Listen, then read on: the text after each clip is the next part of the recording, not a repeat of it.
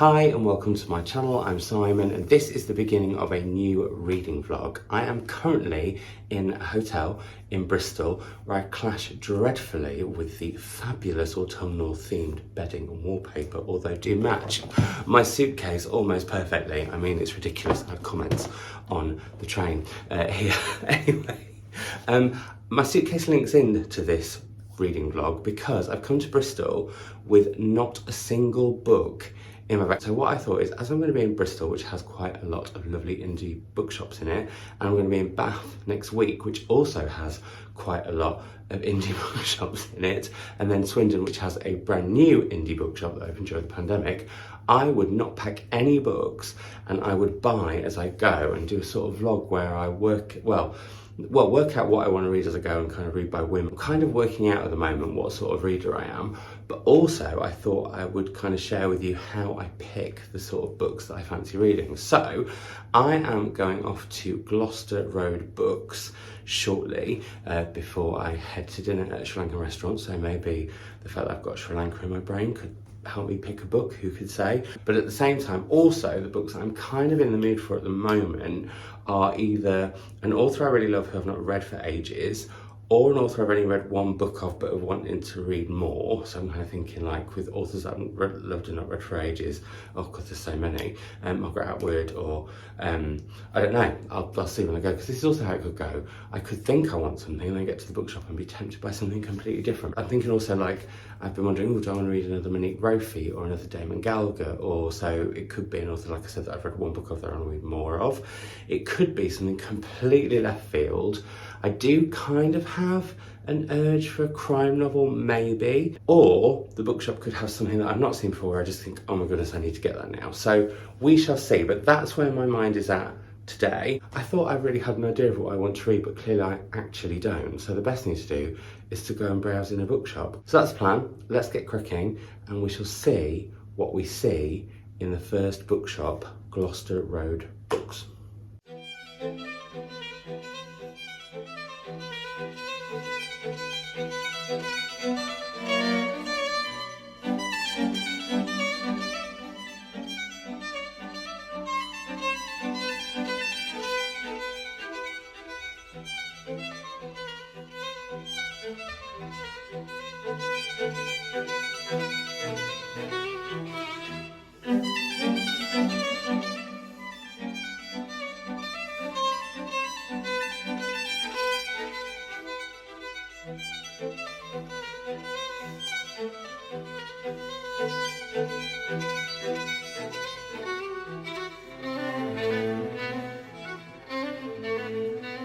So I am back. I'm just checking that you can't see my pink boxer shorts because I'm ready for bed in my Care Bear t-shirt and pink boxer shorts, as I've said. Let's not go over about it too much, it might get weird. I'm back. I had a lovely browse. Honestly, that bookshop, there were so many books I picked up and I was like, oh, I could read that, I could read that, I could read that.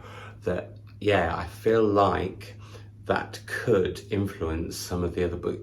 It could influence some of the other books that I pick up over the forthcoming days. We'll see. I've got some that I've sort of noted in the back of my mind that I would like to get to, but the ones that I ended up getting, funny enough, Damon Galgut's The Quarry. And I say funny enough because I mentioned that I would really, really like to read more Damon Galgut, and I wanted to pick up an author that I've really enjoyed the first book of theirs that I've read and can head to more too. But this, the blurb got me. It says, a man with no name staggers down a lonely stretch of road that cuts through the simmering veld of a rural South Africa. He's exhausted and hungry, yet dives for the long grass when cars approach. He's on the run. When a minister on his way to a new congregation offers help at a price, the fugitive's desperation boils over. Stealing the minister's identity, he is successfully taken in by the township, but when a body is discovered in a nearby quarry and the local police captain's suspicions grow, the hunt reignites with devastating consequences. Also, it's a little bit vignette-y, which I really, really like. So that really appealed to me, and I think this is the one that I'm gonna head to next. Well, I know it's the one I'm gonna head to next. It's the only novel that I bought, but I did also pick up, they have the most gorgeous display of independent publishers, which I know a bookshop that I'll be going to tomorrow also does. So I picked up from the indie bookshelves this short story collection from Tilted Axis Press, which is Father May Be an Elephant, a Mother Only a Small Basket, but by Gogu Shyamala, and it's translated from Telugu, which is a language I hadn't heard of and I want to find out more about, but also it's translated, because they're short stories, by lots and lots of different people. So I thought, how exciting, and I do really like the cover. I've seen it about here, there and everywhere, and I really like Tilted Axis Press. I was planning on reading them in order. I'm not. I just want to read them all, full stop, as and when something appeals to me, because I'm trying to be more womanish, more flirtatious even. Ooh, minx. So what I'm going to do now is head to bed with this, and I shall report back when I've read some of it, although I could possibly like binge this tonight. It's only about 8:30, so yeah, there we go. Well everyone, I'm ready to head out for the day, but before I do, I thought I would share some thoughts on The Quarry by Damon Galgut, which I have only read I think about 30 pages of, but I've got a feeling once I really get into it, when I check into my Airbnb later, I'm going to be like racing through it, because the writing is very tense. We meet a man who's kind of clearly escaping from something, and he's been hiding, and he ends up meeting a man, but he's a minister, and he ends up getting a lift off him and going and having tea with him, and then when they happen a little bit further, the minister sort of makes a move on him, and they're at this quarry and things get very dark, and that is where I've got to. So we're going to follow this man's journey, I think, from there, and he's kind of a bit like a ghost actually, because in some ways you're really like horrified by him, but in other ways he's a real mystery and you don't feel like you know enough of what's gone on before,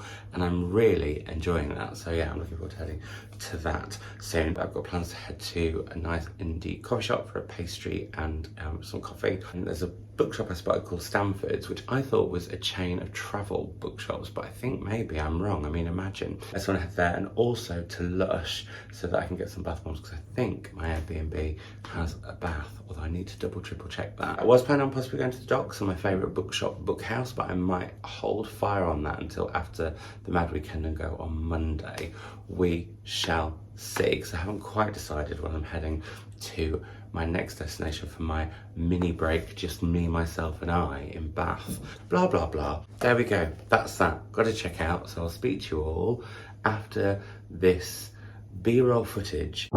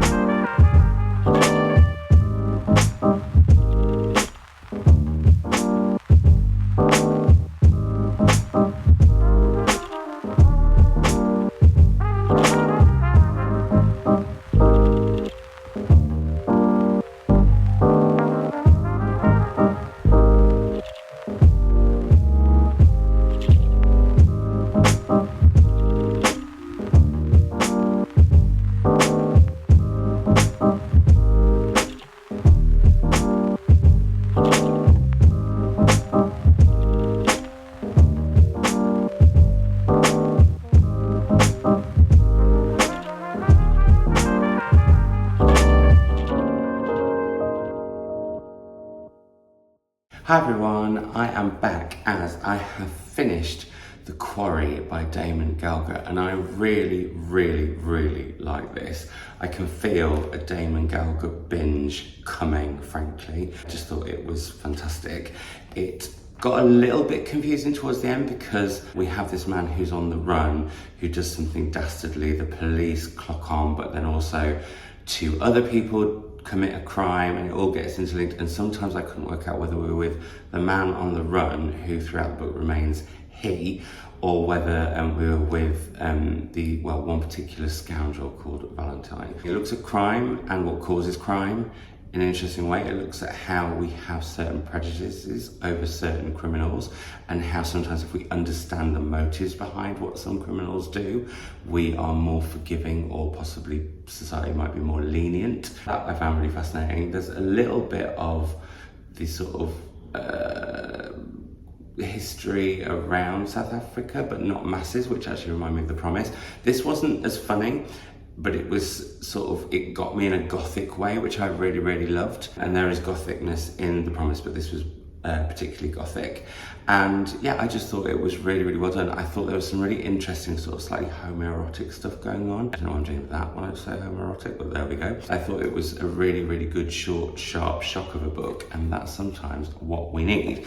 So that now means I can go and buy another book, which is perfect timing, as I'm going to go and meet my colleague and friend Maddie to go to Bookhouse, which is down by the docks on the other side of the river from where I am now in Bristol, and we're going to go and have a mooch around the bookshop together.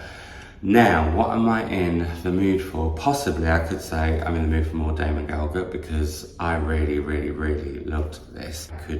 I could certainly read a lot more of his. I don't do that with authors very often, so that could be quite a thing. I also would quite like to read a book in translation. I fancy something a bit like this, actually. I'm in the mood for sort of short, sharp, maybe less gothic and a bit more quirky.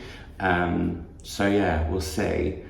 I've got a couple in my mind from having been to Gloucester Road Books, but I'm very aware that if I have a particular book that I want to find in a bookshop, invariably it won't be there. I'm gonna go and do that, possibly grab some ice cream as well, and yeah, just go and have a lovely time with Maddie.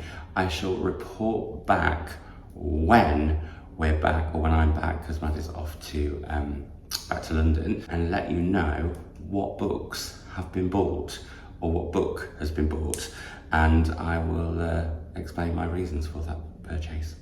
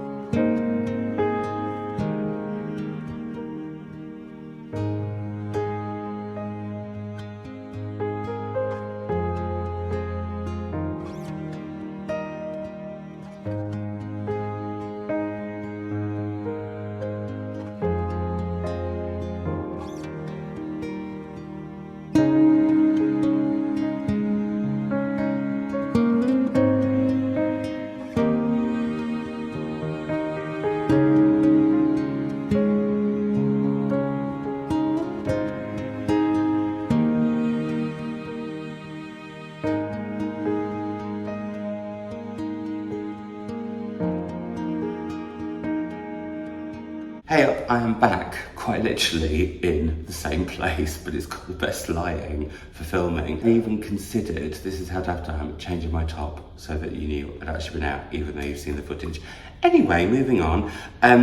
So I came back. Did I come back with one book? No. Did I come back with two books? No. I came back with 3 books. And that is because Maddie bought me Stasiland by Anna Funder, which is Stories from Behind the Berlin Wall. I am very rarely bought books, and it's a really, really lovely thing when it happens, but does tend to happen if I'm ever book shopping with people, because that way they can be like, Simon, do you own this? Have you read it? And if you get 2 no's, and it's a book you really love, then, well, Maddie moved forward with it, let's put it like that. So yeah, I'm intrigued for this one. I have to say, I don't tend to read books. Well, I studied World War I and World War II so much that I've tended to avoid anything like before then, after then, that's anything to do with it, apart from the in-between time, which I think is this kind of weird, foggy period in history, which I find sort of oddly fascinating. Anyway, I've got it, I'm excited for it. This could be the beginning of a beautiful friendship between me and Maddie, or the end of one. Anyway, I'm also really excited because it's non-fiction and I'm doing rubbish at reading non-fiction at the moment, but as it was a gift, I'm putting this one aside and I shall read it as the mood takes me over the forthcoming weeks. Then there's something about the Galgut. He's got me. Galgut has got me. This is his short story collection, so therefore when I bought it I thought, well, that doesn't really count. It's not another novel. But I have already bought a short story collection that I've only read a couple of short stories from. I like the Galgut. I really, really like his writing, and I'm excited to try his short stories, because short stories I think you can really suss out an author with, because obviously it's very condensed and what's the word? Concentrated. It's their most concentrated, and short stories are blinking tricky to write and can go horribly wrong as a reader, I find sometimes. So yeah, this will be interesting. But the novel that I got, and actually it's because when I saw it, I was reminded that Matthew Sharappa really, really enjoyed it. I also fell in love with it as a physical object. It is beautiful. I couldn't find it on the shelves, and then I went and asked at the inquiry desk, and they were just like, it's literally just come in, we're selling loads of them. It's Emi Yagi's Diary of a Void, and it's translated by David Boyd and Lucy North from Japanese. And this is about a woman who pretends that she is pregnant in order to get out of, I think it's initially like making the coffee at work, and then it just builds and builds and builds and builds, and we follow on from there. How stunning though is this? It's just a beautiful, beautiful object, and I absolutely loved it. It's really interesting seeing, like, not having my bookshelves, that actually maybe it's time to have a really big cull, because when I've been going around the bookshops, the books that I have on my shelves, I haven't been like looking at to get a second copy or anything of, which I suppose is partly financial, but also, or being frugal, but also I think suggests that maybe my tastes are changing, and actually some of those books on my bookshelves I've had for like a decade, and we do become different readers, and that's another reason that I kind of wanted to do this. Anyway, I am going to go out for some pie, because Bristol is where the famous Prime Minister started, so I'm going to go and have a pie with lashings of gravy and mashed potato and maybe some mushy peas. I'm going to start reading this in the bath later, and I shall report back, possibly in Bath, not in the bath, but in Bath, once I've read it. I've already got my eyes on some bookshops in Bath. I really, really love it there. Although interestingly, I'm not sure I'm in the mood for a Persephone, but I will still definitely pop in. Anyway, I'll report back when I finish this, and in the interim, you'll get some footage of me eating pie possibly, or just a pie before I eat it, and then taking this book here, there and everywhere, and anything else along the way in some lovely B-roll. I don't know what else I was going to add to that. Bye.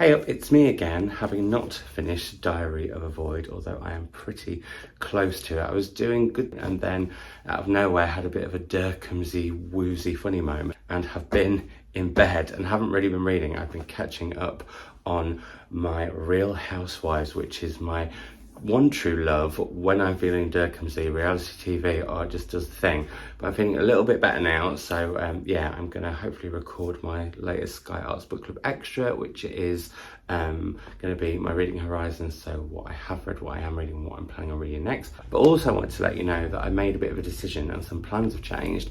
So next week, between Swindon and Slough, I'm gonna come back to Bath and I'm gonna stay in the sibling apartment to this one, the Fairy Tale Writer, which is gorgeous from the pictures of it. Each room is inspired by a fairy tale, so I thought that would be lovely, and also means I'm going to have more time so I can carry on this experiment a little bit longer, which has also taken pressure off me to feel like I have to do things, which I think maybe was where my Durkheim flag comes from. I'm not very good at stopping, but my body sometimes tells me that I have to, although I don't really like talking about my illness on the internet. I don't know why, but I just don't. So I'm always very, very much admiring of channels that I love where they do talk about it, like Hannah and Jen and stuff, but we're all different, aren't we? I love what they do, but I don't think... Anyway, moving on, that's not what this is about. This was an update just to let you know that this vlog will now, probably longer, include more bookshops and more books, which is very, very exciting indeed. But I will report back when I've finished this. Right, I'm gonna go and record that Sky Arts Book Club Extra while I've got the oomph in me.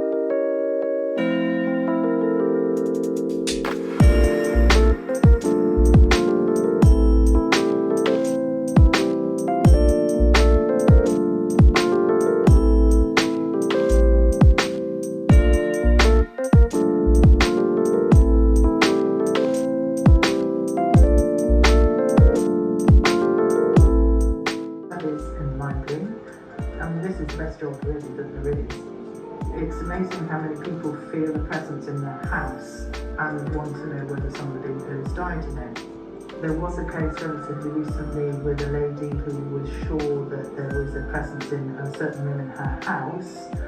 I did a quick search to find that one of the sons of the family in the house at that time had killed himself, cut his throat with a very sharp knife and had died in the scullery.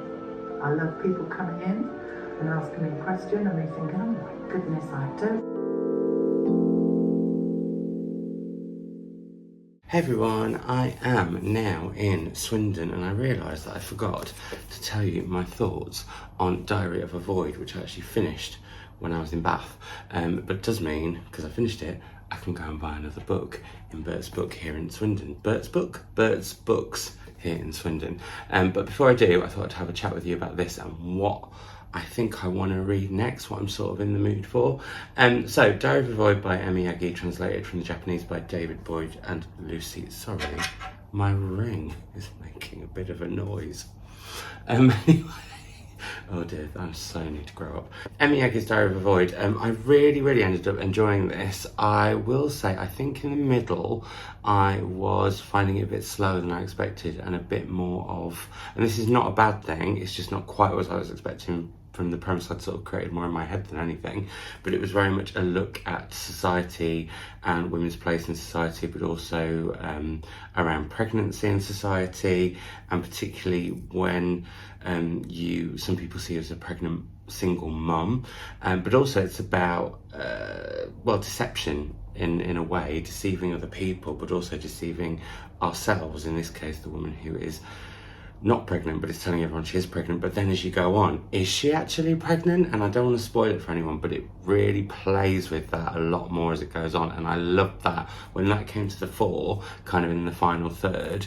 I really got into it, and I thought actually what was kind of the end point was quite poignant, but also clever, and I don't want to say any more for fear of spoiling it. But yeah, I really enjoyed this overall, and would definitely recommend it. And I'm chuffed that Matthew Schrapp talked about it, because I did realise it was Matthew that talked about it that got me interested in it when he did his Women in Translation readathon reading vlog. And I think it's an absolutely beautiful item, and I figured out what the vegetables were all about, and that is because when you're pregnant, some pregnancy guides tell you the size of the baby in your tummy.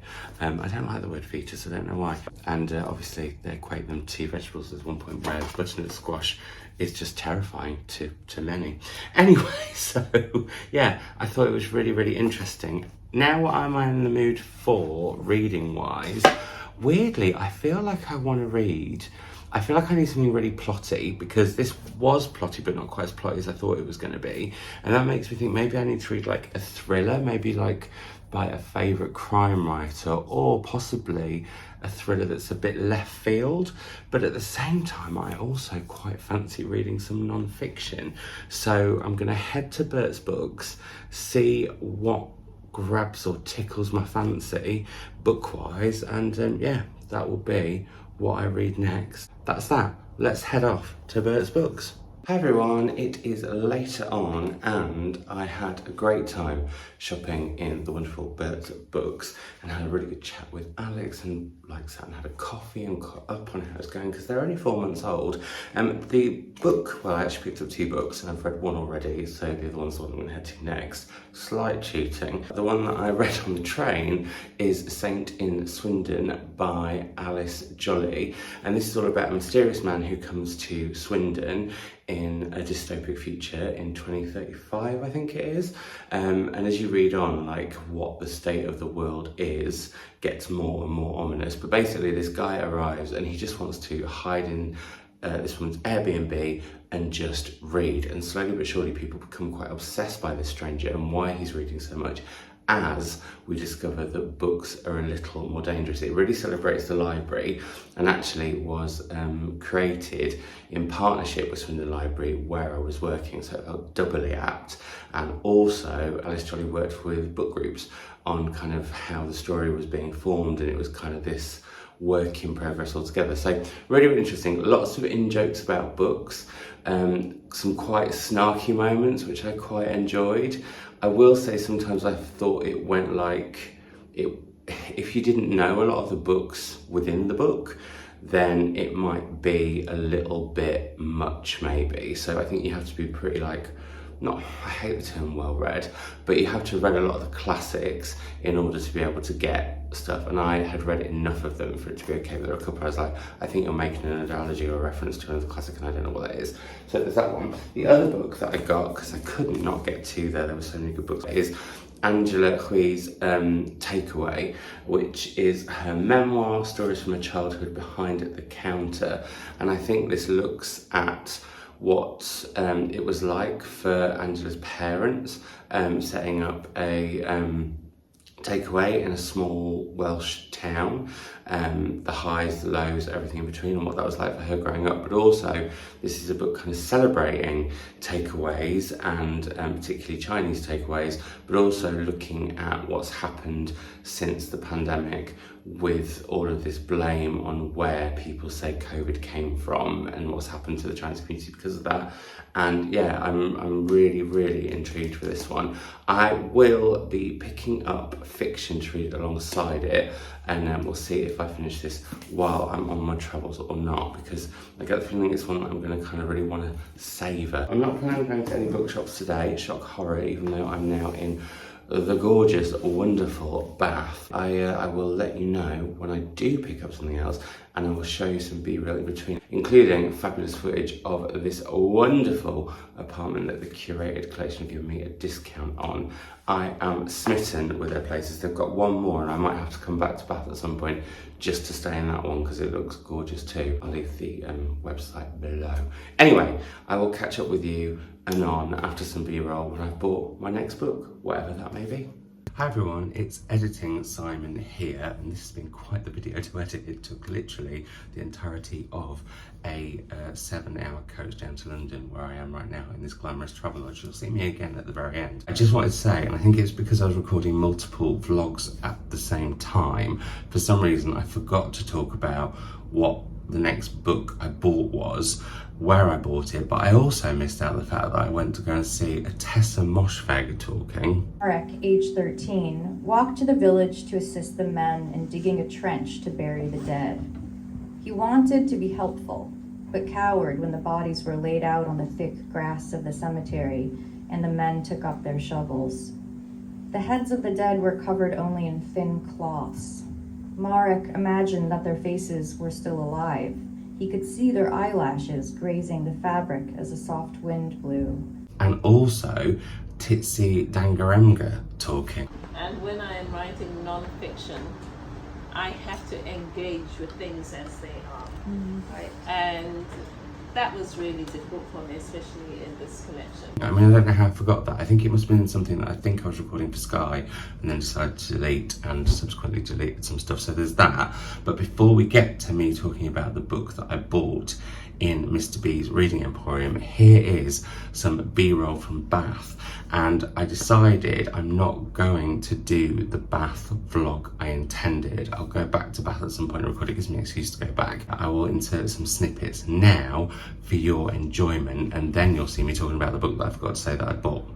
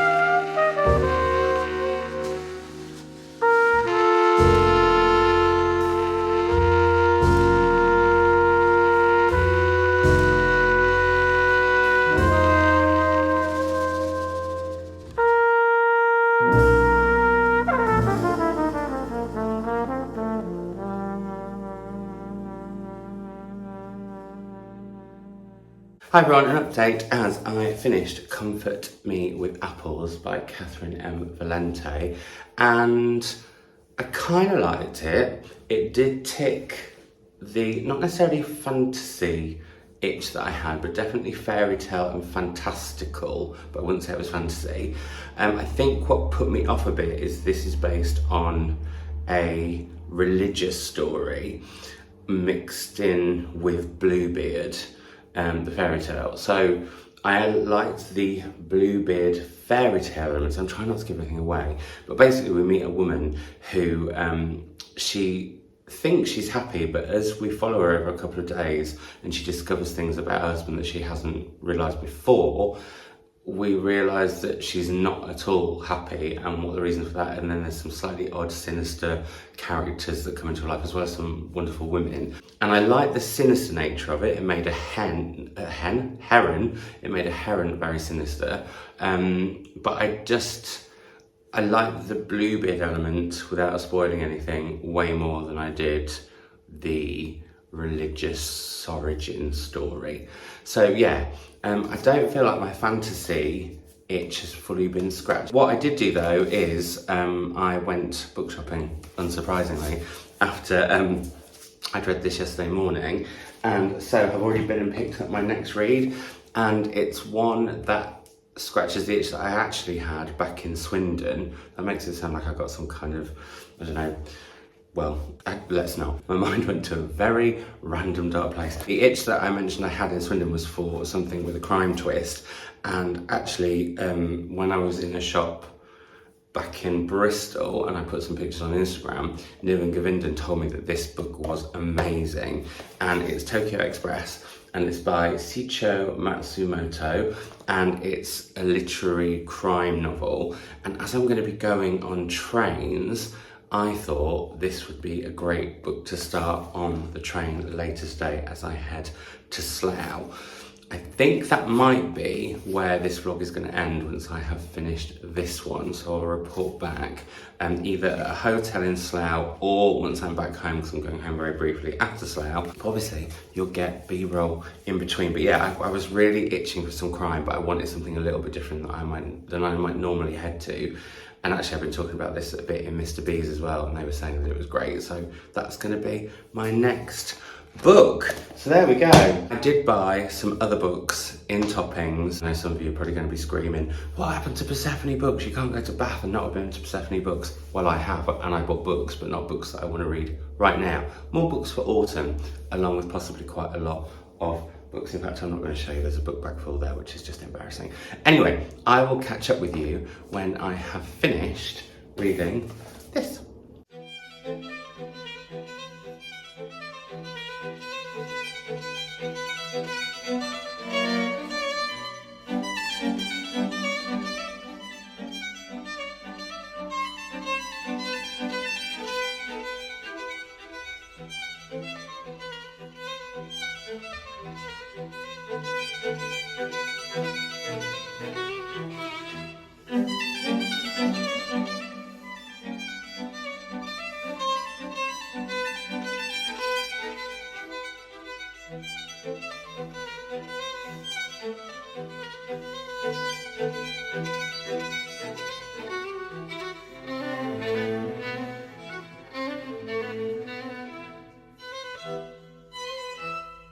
And it's Editing Simon again at the end of this video. If you've got this far, well done. It was quite a long reading vlog, something a little bit different, but I hope you enjoyed it. I enjoyed it. I'm not sure what I quite found out. I mean, I think I could probably live with a 0 TBR, but would I want to? Who can say? I definitely feel like my reading tastes are changing, so that's something that I definitely want to look at. If you got this far, do please leave me a bath emoji down below. That would make me laugh. Also, I didn't end up reading that fabulous thriller. I've got it as part of my autumn TBR, so I will get to it at some point over the autumn. But as you may have seen a little snippet of, Chris came to Slough because of the train strikes and drove me home, so there was no reading time on the train, and I wanted to read that thriller on the train because it was set on a train. Why so many thrillers set on trains? Maybe leave a train emoji down below if you've got this far. A train or a bath, either or. I'm glad there's a train back home tomorrow from London, because that 7-hour coach, while it's great for editing this video, was not great to just sit on and be quite hot and bothered. Anyway, I hope you're all doing super duper well. That is me rounding summer 2022 off. You got to see some of my work and some of the 3D scanning we did and the immersive cinema and all that kind of stuff. Reading the book of books at the moment. I don't know if you can see the tree, no, the chairs in the way, the trees there behind me, by Percival Everett. That's what I'm currently reading. I also learned yesterday I can't read on coaches. So there we go. Right, I'm gonna go because I could waffle on for hours, but I hope you enjoyed this. Like I said, leave me a train or a bath emoji below, and I will speak to you all very, very soon. And let me know if you'd like me to do another one of these. Bye.